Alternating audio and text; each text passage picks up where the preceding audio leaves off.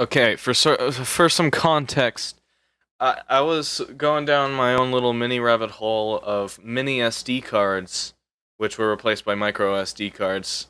I'm sure there's probably people out there that don't even know that mini SDs exist. I just knew they existed because I was in the photo channel and it said mini SD, and I was just like, huh, wait, what?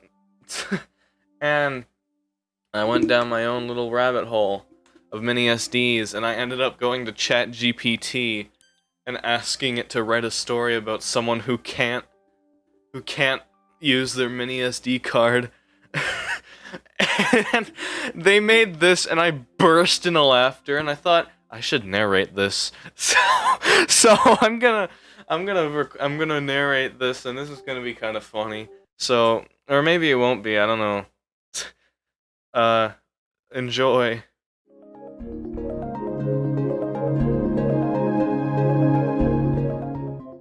I want you to write a comedic story about someone, let's call them John, being unable to get their files off of their SD card as it is a mini SD, and no mini SD card adapters are being created anymore, causing them to do many comedic things to try and get it to work, to no avail.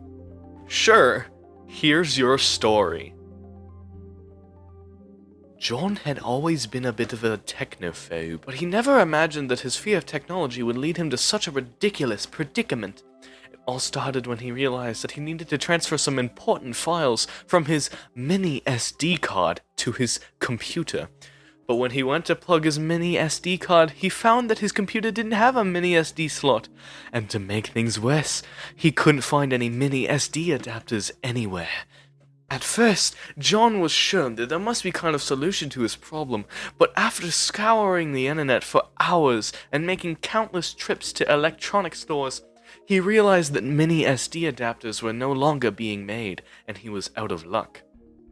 Determined not to give up, John began to take matters into his own hands, quite literally.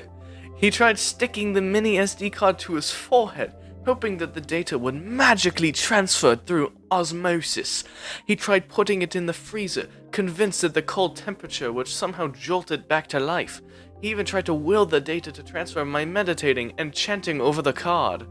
Of course, none of these things worked, and John only ended up with a headache, a frozen mini SD card, and some very strange looks from his roommates who were becoming increasingly concerned about his behavior. Finally, John decided to seek professional help.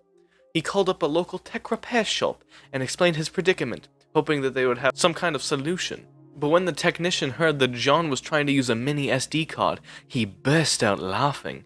Mini SD cards? Oh man, you're out of luck. Those haven't been used in years, the technician said, still chuckling. John sighed and hung up the phone, defeated. He knew that he had been foolish to hold on to such outdated technology, but he couldn't help feeling a little bit resentful towards the world that had moved on without him.